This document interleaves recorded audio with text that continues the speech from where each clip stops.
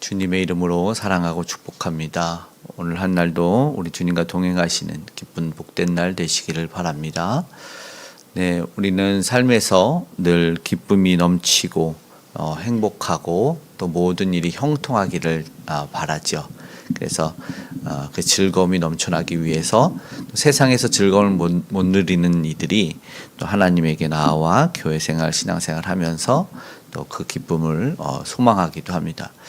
그러나 우리가 알지만 세상에서도 그렇지만 또 신앙생활 가운데서도 기쁨만 있지는 않더라고요. 네. 그럴 때 호소하겠죠. 내게 기쁨을 달라고, 평안을 달라고 우리는 늘 기도할 겁니다. 그렇게 기도하고 빌어주기도 하는데 선지자도 사실은 그랬습니다. 그런데 이게 너무나 힘든 생활인 것 같아서 호소를 하는 거예요. 어머니가 나를 낳았는데 나를 정말 세상에 다투는 분쟁하는 자와 다 만나게 하신 것 같다. 이게 얼마나 고통스러울지 10절의 말씀에 그렇게 해요. 자기는 재앙이로다. 나의 어머니께서 온 세계 다투는 자, 싸우는 자로 만나도록 나를 낳으셨다. 이게 얼마나 힘든 호소의 표현입니까? 그래서 사람마다 나를 저주한다. 나는 뭐를 빌리지도 않았고 빌려주지도 않아서 그런 관계조차도 엮이지도 않았는데 왜 나를 사람들은 힘들게 하느냐? 이 호소에 대해서 하나님이 이야기하시는 것은 11절에 바로 답변이 너를 강하게 할 거다. 너가 복받게 할 거다. 그리고 훗날에 재앙의 환난의 때 그 원수들이 너한테 기도하려고 기도해 달라고 할 것이다. 그래요. 그런 것 같아요. 신앙생활 하다 보면 쉽지 않을 때가 있습니다. 네, 나는 하나님의 일을 한다고 하는데 박해가 올 때가 있어요. 물론 뭐 세상에서도 힘들고 어려운 일이 있지만 특히 옳은 일을 한다고 생각할 때, 이거는 하나님 일이라고 생각할 때 왜 복음을 전하는 자들이 그렇게 박해와 핍박과 순교를 당해야 하는가?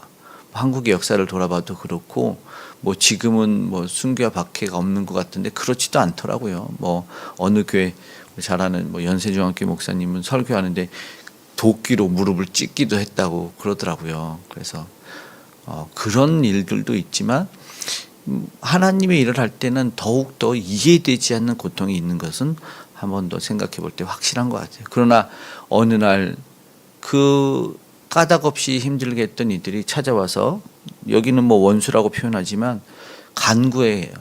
나를 위해서 기도해 달라. 그런 일들이 있을 수 있죠. 뭐 그런 것 같아요. 내게 늘 원망과 불평, 미움을 쏟아내던 이들이 기도해 달라고 할 때가 있어요.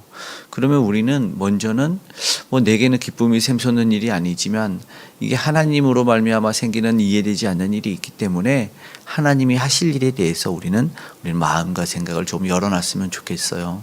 그래야지 하나님이 정말로 원하시는 복받은 인생으로 우리는 나아갈 수 있을 거라고 생각합니다. 하나님은 그렇게 무엇이요? 선지자의 그 호소 속에 내가 너를 지키고 보호하고 함께한다. 그리고 그 모든 것에 뜻과 계획이 있다. 책임지겠다. 라고 말합니다. 그래서 오늘 우리는 믿음으로 하나님의 약속을 끝까지 붙잡고 담대히 승리할 수 있기를 간절히 소망합니다. 독특한 말씀이죠. 사실은 내게 간구하게 하리라. 네, 이런 말씀이 11절에 그렇게 하죠. 그리고 이가 사람이 하나님의 사람인지 어떠한 일인지 우리는 뭐 대할 때 지금은 이해되지 않지만 분명한 것은 그들은 우리가 하나님의 사람인 걸 알게 된다는 거잖아요. 그러니까 기도해 줘라, 기도를 부탁한다, 간구해 달라. 이것이 큰 위로가 되는 것 같아요. 정말 아무것도 아닌 것 같았고 내가 믿음으로 살았는데 그러나 반드시 간구하게 하리라. 그러니까 내가 믿는 하나님과 내 신앙은 분명히 보여진다라는 거예요. 그러면 이게 예레미야 선지자에게는 얼마나 위로가 됐는지는 모르지만 오늘날 우리 믿음의 사람들은 좀 위로를 받았으면 좋겠어요. 그런 날 하나님이 그런 상황을 만들어 주실 것이고 결코 홀로 두지 않고 그 믿음이 칭찬할 때가 올 것이다. 12절에서 14절에는 그 문제가 뭐냐면 사실은 죄예요. 13절에 그러나 내 모든 죄로 말미암아 이렇게 말합니다. 원수가 맹렬한 진노의 불로 살려지는 이유는 죄예요. 물론 복을 빌어서 복만 임하면 좋겠지만 끊어내야 될 것은 여전히 계속해서 반복되는데 죄입니다. 하나님이 복을 주고 싶어도 저들에게 복을 줄 수 있는 상황이 있을 테고 그러지 못할 상황이 있는데 복을 받아야 된다면 그 죄는 분명히 끊어져 내려야 된다는 것이죠. 만약에 죄가 있다면 결국 이 12절 14절은 그로 말미암아 심판을 받게 되고 어쩔 수 없는 상황이 될 거다라는 것을 이야기하는 것이거든요. 도움을 구해서 빌어줘서 복을 빌어주면 좋지만 그래 다시 방심해서 죄로 빠질 수도 있는 문제예요. 그렇게 되면 어쩔 수 없으니 돌이키길 하나님은 원하시는 거죠. 그들이도.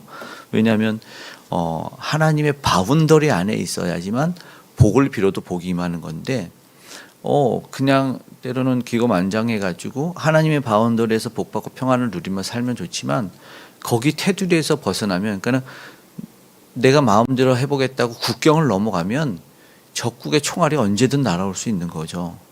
그거는 하나님의 보호하심이 아니라 보호하심이 잘못된 것이 아니라 이탈자의 잘못이 되는 것이거든요. 그러니까 하나님의 바운더리 안에서 분명하게 있어야 된다는 것을 이야기하죠. 13절에 그래서 내 국경 안에 모든 재산 분명히 얘기해요. 그러나 죄로 말미암아 깨질 수 있다라는 것을 이야기합니다. 15절에 뭐라고 말씀합니까? 또 호소가 나를 기억하시며 돌보시사라고 선지자가 이야기합니다. 네, 하나님이 그로 말미암아 멸망하지 않게 해주겠다. 이거를 해주시기를 호소하는 내용인데요. 그렇게 힘들고 어려웠던 예레미야를 다시 한번 생각해 보게 됩니다. 모든 사람이 자기랑 싸우는 것 같았고 자기한테 다 뭐라고 하는 것 같아서 힘들었더니까 이 어려운 상황에서 하나님 나를 좀 기억해 주시면 안 됩니까? 라고 호소하는 것이죠. 사실은 이 본받아야 될 것은 오직 우리도 호소하고 간구해야 될 대상이 하나님이시라는 겁니다. 하나님만 의뢰하고 의지할 때 사실은 부끄러움 15절에 내가 부끄러움 당하는 줄 아시옵소서. 하나님이 우리도 부끄러움을 면하게 해주실 것이라는 것을 기억해야 됩니다. 그렇다면 오늘 지금 우리가 누구에게 손을 내밀고 있는지 오늘 지금 우리가 엎드려서 간구하는 분이 누군지를 다시 한번 생각해야 됩니다. 만약에 우리가 하나님을 의지하고 있지 않은지 한번 되돌아보면서 충분히 모든 상황과 환경 속에서 생각해 볼 수 있기를 간절히 소망합니다. 16절의 말씀을 제가 한번 읽어보겠습니다. 만군의 하나님 여호와이시여 나는 주의 이름으로 일컬음을 받는 자라 내가 주의 말씀을 얻어먹었사오니 주의 말씀은 내게 기쁨과 내 마음의 즐거움이오나. 선지자가 아주 잘 알았던 것이 하나 있습니다. 우리가 아까 평안을 누리고 즐거움을 누리고 기쁨을 누리기 원한다고 했죠. 바로 주의 말씀 안에 있는 거예요. 하나님의 약속의 말씀 붙들고 살 때의 기쁨이 있는 거죠. 내가 말씀을 얻어먹었다고 말합니다. 그랬을 때 기쁨이 있고 즐거움이었습니다. 그런데 말하는 17절은 세상으로 갔을 때는 즐거움과 기쁨이 없었다는 이야기를 하는 것이죠. 하나님과의 교제에 예레미야 선지자는요 진실된 하나님과의 교제의 사람이었습니다. 그분의 말씀을 묵상하며 하나님을 어떤 분이신지를 알고 깨달았고 그랬을 때 그 기쁨이 말씀을 먹었을 때 기쁨을 분명하게 얘기하는 거거든요. 오늘 우리도 주의 말씀을 먹고 그 기쁨을 누릴 수 있기를 간절히 소망합니다. 오늘 우리의 기쁨이 어디서 오는지 그리고 또 우리가 어디서 기쁨을 추구하려 했는지를 한번 돌아봐야 되는 것이죠. 때로는 세상의 사람들은 물질로 아니면 어떤 물건이나 또 어떤 소유적인 그런 재산적인 것으로 기쁨을 누릴 수 있다고 생각하지만 사실은 그렇지 않습니다. 우리 영혼의 만족과 기쁨을 주시는 분은 오직 하나님이시라는 것을 우리는 기억했으면 좋겠습니다. 분명히 기쁨과 즐거움은 하나님 안에 있기 때문에 그곳을 벗어났을 때는 17처럼 그 모임 밖에서는 없다. 즐거움이 없다라고 말하는 예레미야와 오늘 우리는 같은 사람이라는 것을 기억해야 됩니다. 그리고 19절에는요 내가 만일 돌아오면 너를 이끌어 세울 것이다 라고 말하죠. 결국 아까 말한 국경의 이탈도 마찬가지지만 우리가 주님 안에 돌아와 있을 때에만 은혜와 복을 그리고 그 기쁨을 충만히 누릴 수 있다는 것입니다. 때로는 우리가 선지자도 자신의 처지를 원망했던 것처럼 우리도 불평과 불만이 나올 수 있어요. 이해되지 않는 상황이 분명히 올 수도 있어요. 그러나 우리가 나름의 인간적인 해결도 해보려고 애를 쓰지만 그러나 그것이 다는 아니죠. 해결되지도 않고 그 상황 가운데 이 예레미야 선지자처럼 다시 한번 하나님이 주신 말씀, 내게 다시 한번 하나님이 우리에게 주신 것, 그들은 헛된 것을 버리라고 말씀하셨거든요. 마찬가지요. 오늘 우리도 참된 것을 붙잡아야 되고 그것이 하나님 말씀이어야 되고 하나님이 우리에게 주신 사명이에요.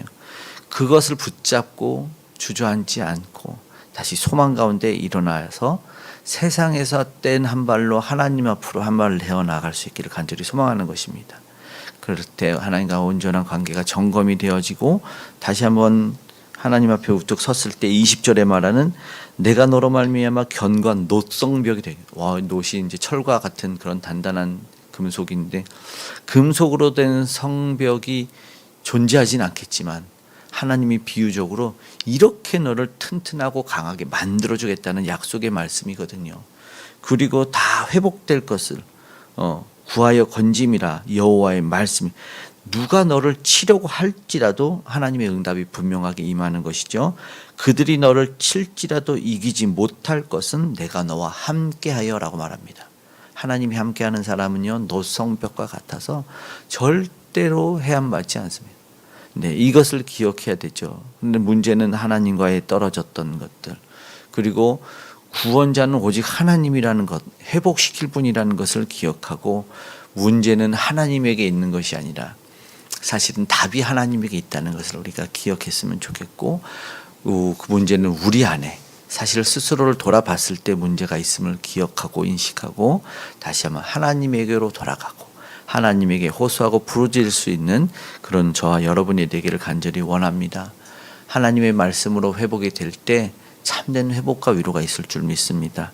그 참된 기쁨이 우리 안에 오늘도 샘솟듯 솟아나는 그런 기쁨과 즐거움의 미소가 넘쳐나는 복된 하루 되시기를 주님의 이름으로 축복합니다. 아멘. 기도하겠습니다. 사랑합니다. 아버지 하나님, 우리가 세상에서 아버지 하나님 또는 하나님의 시선에 벗어난 다른 곳에서 기쁨을 누리고 찾으려고 했던 것을 용서하여 주시옵소서. 잠시의 낙보다 영원한 그 기쁨을 누릴 수 있는 아버지 믿음의 사람으로 신앙의 사람으로 우리가 다시 한번 우뚝 서게 도와 주시옵소서. 세상 악한 모든 것들이 우리를 아버지 회방하고 막고 아버지 하나님 모든 문제 속에 관계의 어려움이 닥쳐올지라도 우리가 주님 바라볼 때 참된 기쁨과 회복 그리고 하나님의 사람으로 인정받음이 있게 하여 주시옵고 그런 회복이 아버지 하나님 우리의 인간적인 관계뿐만 아니라 사회와 국가 세계 열방도 그런 회복의 관계를 누릴 수 있도록 도와주시옵소서. 하나님이 참된 우리와 함께 하시는 동행자의 보호자이심을 알고 깨닫게 하시고 그 어떤 위험과 어려움에도 이겨낼 수 있는 우리 모두가 되게 도와주시옵소서. 복음 전하는 능력자들은 아버지 하나님의 함께함을 경험케 하여 주시옵고 세계 열방은 하나님을 경외하며 알아가게 하시고 우리 하나님을 구원자로 예수를 받아들임으로 말미암아 모든 위험에서 벗어날 수 있도록 이제 서로를 위협하고 전쟁하는 모든 일들이 그쳐낼 수 있도록 하나님 도와주시옵소서.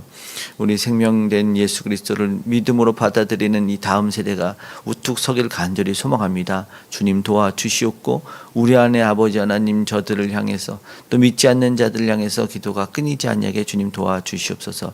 이 나라 이 민족 가운데 또 아버지 통일될 한국 민족 가운데 주여 함께하여 주시길 원하고 우리의 모든 간절한 기도의 제목에도 주께서 응답하여 주시옵고 금요 기도의 가운데도 성령 하나님 기름 부어 주시옵소서. 오늘도 동행하실 하나님 기대하며 우리 가정과 일터에 산업의 현장에 함께해 주셔서 모든 위험과 어려움을 제거하여 주시옵소서. 함께하실 아버지께 감사드리오며 고마우신 예수님의 이름으로 기도드리옵나이다. 아멘.